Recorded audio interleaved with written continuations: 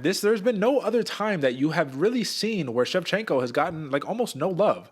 Like even though it's hard to say that, right? Minus 625, you open up as a favorite. And if you look at the odds right now, minus 800 favorite with the plus 550 comeback for Alexa Grasso, man. But you have a contender. You have somebody. You needed somebody.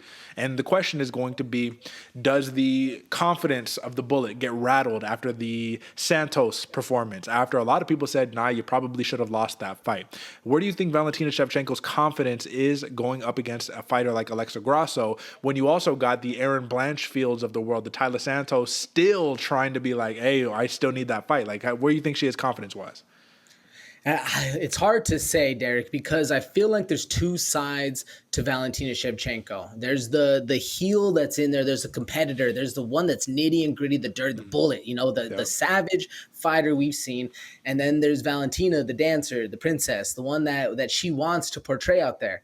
I'm hoping she finally turns heel, Derek. I'm hoping there's a chip on that shoulder. I'm hoping she finally gets that grit and starts talking a little shit, because everybody's coming for that title. They see, like you said in the intro, they see a chink in that armor, and now everybody can get that smoke. Everybody can beat Valentina. Everybody's now in line and nipping at those heels. I think it's time for the heel to come out and let everybody know that she still is the Bullet and she will hurt you. And I think that's what this fight is for. At least I'm hoping, and I hope that's a confidence and the mentality going into this one. Yeah. I don't know. Do you think it's the same, or do you think we're going to see more of the same that we've seen in the past? Well, I'm going to be honest, man. I don't think Valentina Shevchenko's confidence has been rattled, not one bit, even with that fight. Because once again, when we talked about it before, Shevchenko actually put herself in a lot of those bad positions. Over here trying to go for takedowns that you don't really got no business trying to take them down. Beat them at their own game again. You don't need to do it. And Alexa Grasso, even though she has become a little more well-rounded as of late, that's been very, very impressive, her bread and butter is her boxing. Well, it's kind of tough when you're going against a multiple-time, Muay Thai champion, just like a veteran, decorated striker like Valentina Shevchenko, who, oh, by the way, can grapple you up, put you down, crucifix you, and just ground and pound you to oblivion. I want to ask you this, man. What are the odds here? I mean, we see what the odds are. Plus 225 for a submission victory here by Valentina Shevchenko. What do you think, though, realistically? Do you think that she can get a submission victory here against Alexa Grasso? Yeah, totally. Is it the most likely of all those scenarios? Probably not. Definitely a ground and pound, but I think she can get it, especially locks up a front choke, locks up rear naked, something like that. Armbar. Valentina is skilled on the ground. I don't know, though. What do you think? Well, that's the thing. That's why I wanted to point out. I'm glad that you mentioned that so, without even hesitating, because if you look at her methods of victories, 8 knockouts, 7 submissions, 8 decisions. Like, people look at Shevchenko and they think, oh, yeah, she's just a striker. I don't understand why or where this is coming from, but when you really take a look at just kind of like the history, first off, can we put some respect on the win streak, bro? Like, can we put a little respect on it? Like, you'd be, in a row, Cachoeira, Joanna Champion, Jessica Ai, Carmouche, Chukagian, Maya, Jessica Andrade, Murphy, Tyler Santos. Like, I mean, the only fight there that was remotely close was the Tyler Santos split decision victory. Other than that, she's smashing everybody. Now, we do have to be honest. Last submission win was 2018. That's why I ask the question. That's why I say, can she get a submission victory here? That's really not the point. The win is the point here, and I need to assess what Alexa Grasso's best path to victory is.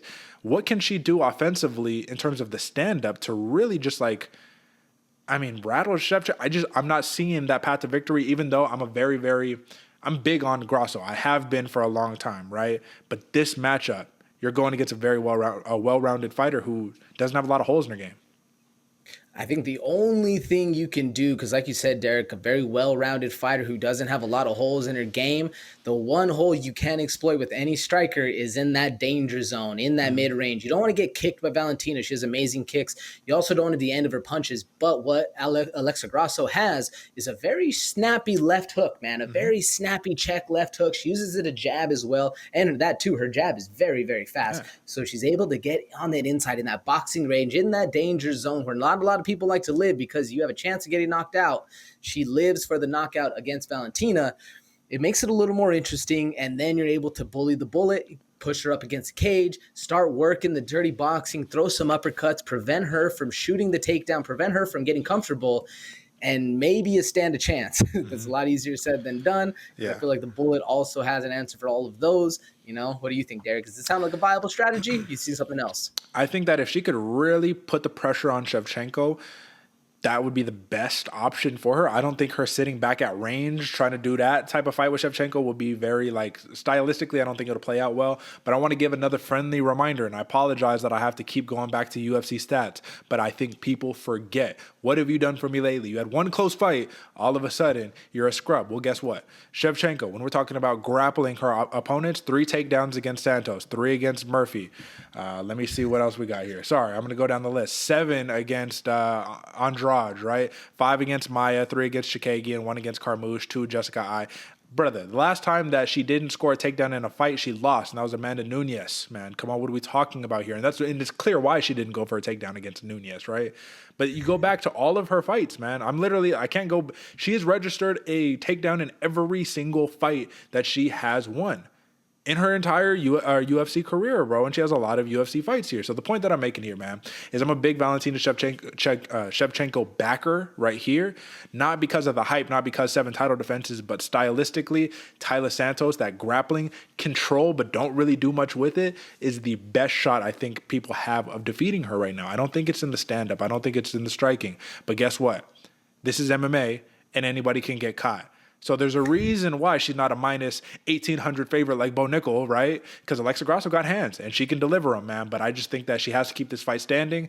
And with that being said, I want a plus 190 TKO for Valentina Shevchenko, man. Take her to the ground.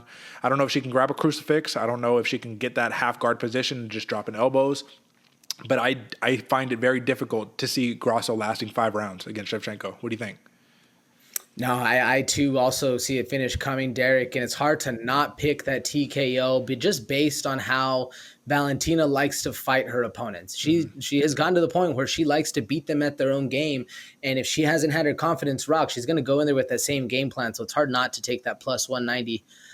Man, something about that 225 submission makes a lot of sense too, Derek, and just for literally gambler hedging the prop bets, man, because we need a little luck over here. That's right. I'm going with that submission, man. And I'm actually gonna go round 3. I'm gonna go round 3 submission. Okay. I think it's gonna take a little bit. Yeah, no, I agree. I think that's actually safe to say. I'm liking a round 2 or a round 3. I can't give a definitive number on that one. It's besides the point. But I will say this, man. I do truly believe there's a lot of these contenders in this division who would have a legitimate shot at the belt if Shevchenko wasn't the current champion. Same thing in the light heavyweight division. How many people would have been champion if John Jones wasn't the champ? You feel me? Daniel Cormier wasn't the champ. Look what happens now. They're playing pass it all around now that they're gone. So I think Grasso's time is yet to come, but I think it will come. You know what I mean? But we'll see how she does against a very, very legitimate champion right here.